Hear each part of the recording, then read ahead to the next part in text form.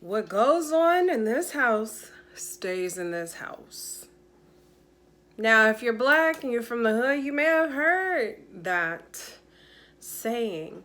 But I wanted to talk to you today about how Gayle King, Lonnie Love, and a host of others have been exposing and exploiting our black men. Now, sure, I won't say that our black kings are perfect, because who's perfect, right? However, I am slightly I'm very disappointed. Let's just get it straight. I'm very disappointed, because that's house talk. That's what we call kitchen bitching, okay? Kitchen bitching.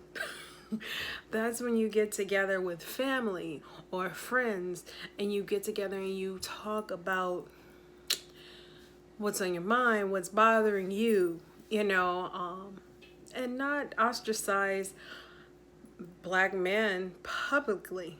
They're still family. I remember growing up and my cousin, she lived in the projects. And I had a traumatic experience because I was there. We were all outside playing, and this is in the 80s in the Nickerson Gardens. The police came by, and there was a sweep of all of the black men. And when I say it was so many black men, we just went from row to row to row, and they had them on their knees with their hands behind their head. They were doing a complete sweep. I don't know what the charges were, what they did, but I can tell you how I felt at that time. Like, I want to say I was like 8 or 9, and I never forgot that. I never forgot how the kids were screaming, how the mothers were crying, because these black men were being pried from the household and picked up and being sent away. And it was being separated. And it was traumatic for me. I'm just a girl who grew up in Inglewood, and at that time we still had pretty much, whites, a little bit of Mexicans, and predominantly black were taking over Inglewood. So that was in the 80s. But when I went to the Nickerson Gardens, it was predominantly black. There weren't even Latinos. It was just all black people. And it was from then on, I was horrified of the police.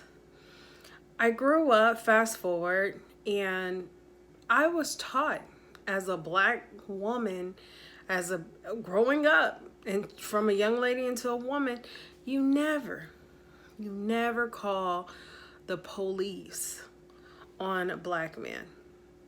And no matter what, you're not supposed to. And I think that's where that loyalty comes from.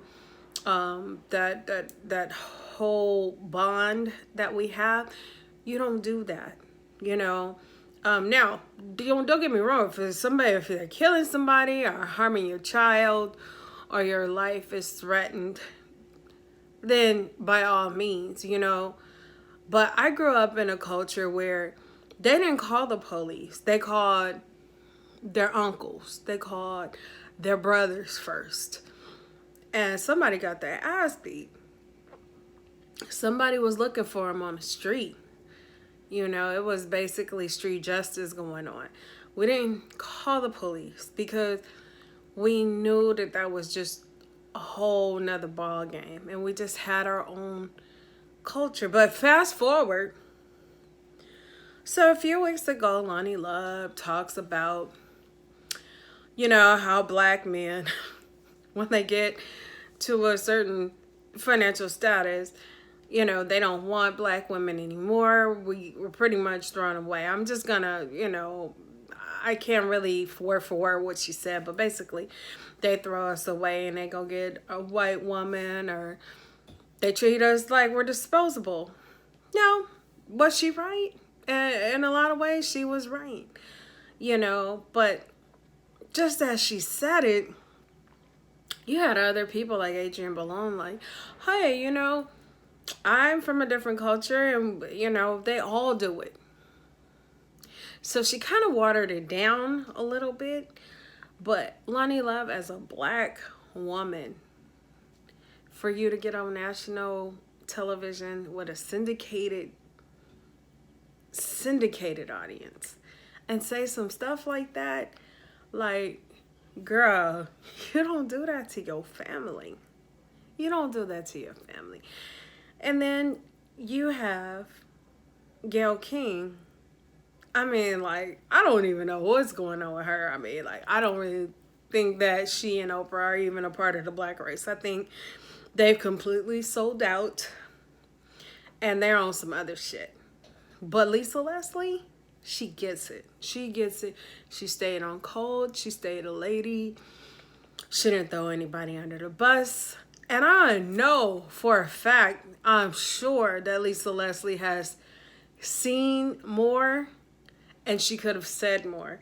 And she did a little bit lead off that she's seen some things and she's been asked to do some things.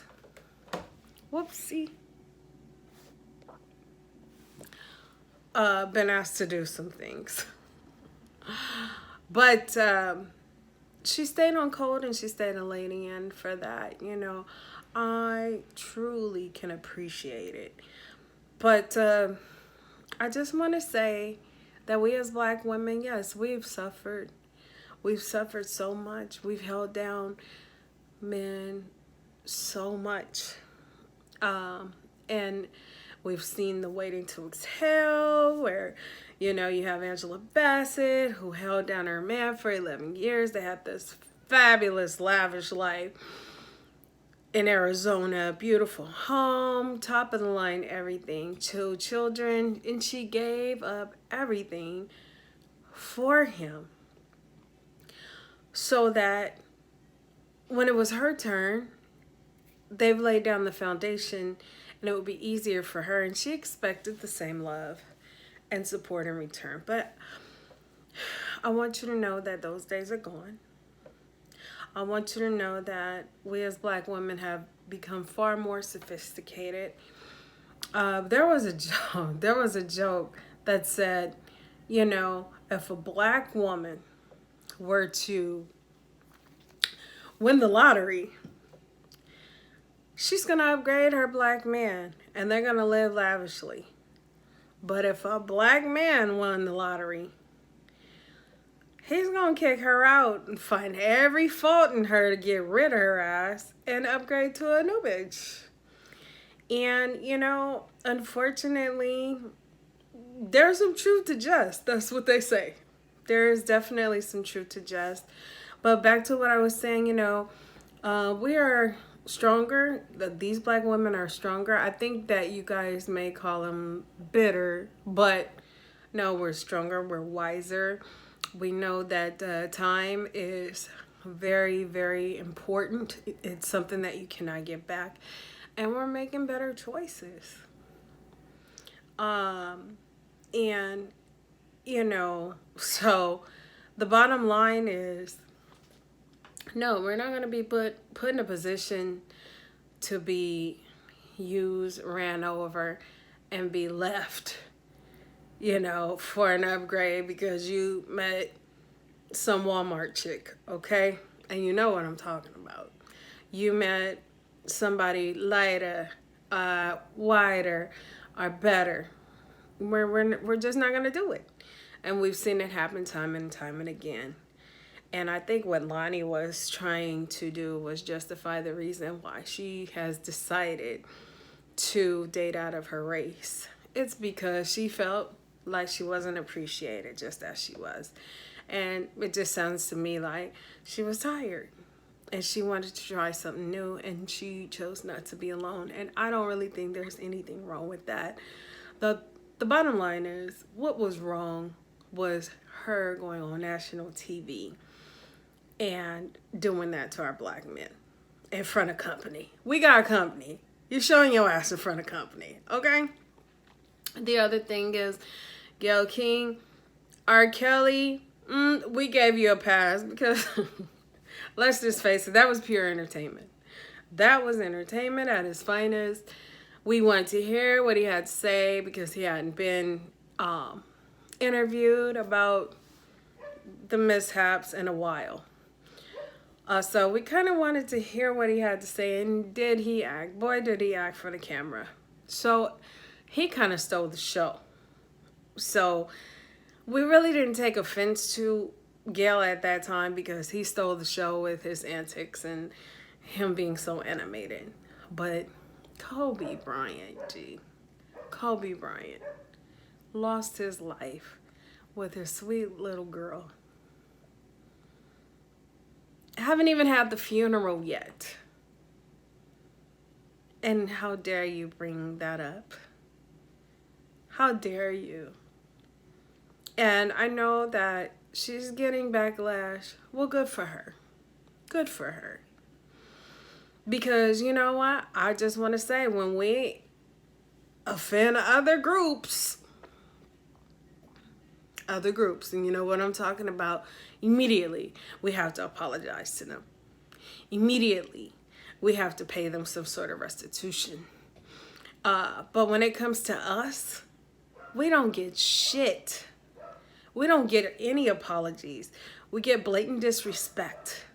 And we get treated as though we are nothing. And when we wait on our apology, I mean, it's like, don't hold your breath, because you're not going to get it. You're not going to get it.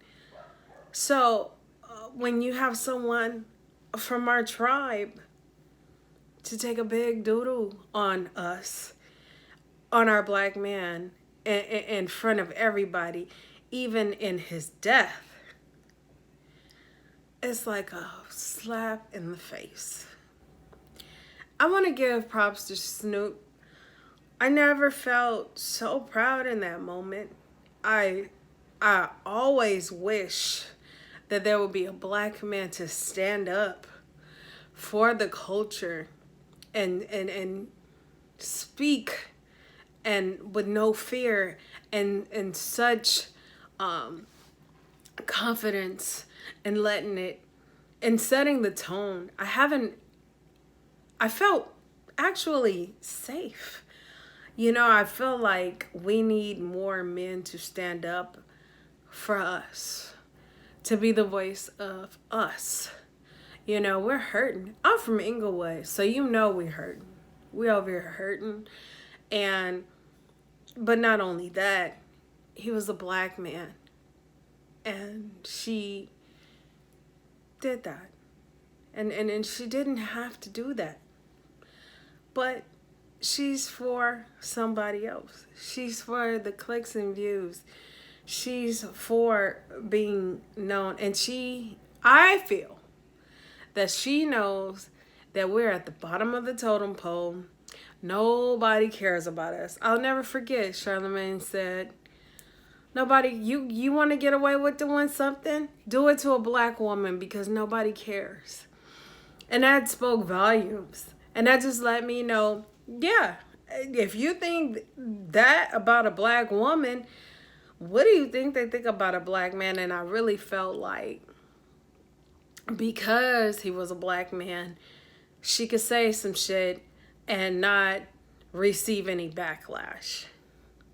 But you got the wrong nigga, okay? Because he was a winner. He was a winner. He was a millionaire. He was someone's hero. He was someone's father. He was somebody's champion. And he died tragically, along with others, including Gigi, his dear daughter, at 13 years old on that plane. He died such a horrific, tragic death. And you, a black woman, somebody that many would refer to as an auntie. I know that Oprah didn't want, and Ava DuVernay, they didn't want to be referred to as aunties, but it was an honor to be called auntie, because it just pretty much was like, hey, you are our guide. You are um, you are going to give us guidance and wisdom and show us the way to go. And we look up to you because you hold such a platform. And for you to do that, that was just embarrassing. And for you to say and blame it on CBS, that was totally disgusting. Because I don't care what clip they chose to play. The fact is, dear, that you said it. You said it. It's on tape. And that should also enlighten you to know that at the end of the day, you's a nigga too. You're still a nigga, like Jay-Z says. Jay-Z says, still nigga. Okay? They'll throw you under the bus. Okay? I don't care. Look at Omarosa. She was in the White House. At the end of the day, they threw her bougie ass under the bus. Look at your girl, Stacey Dash. She was a commentator for Fox. And she was just jigging and jigging for the white man. And they threw her ass under the bus. And you could go too. So my bottom line is, always stay true to your soul. Stay true to your family. And those who really look up to you and honor you, stay in character. Okay? You have a standard to uphold. You can't be disappointing us, because we're watching you. We're watching you. And be careful what you ask for. You saw your girl Oprah doing a damn thing and you wanted a piece of the pie. And now that you got a piece of the pie, this is what you do. This is what you do to us. So I don't really know what's going to happen. Because she plays for the other team and is not on our side, they may even raise her up more.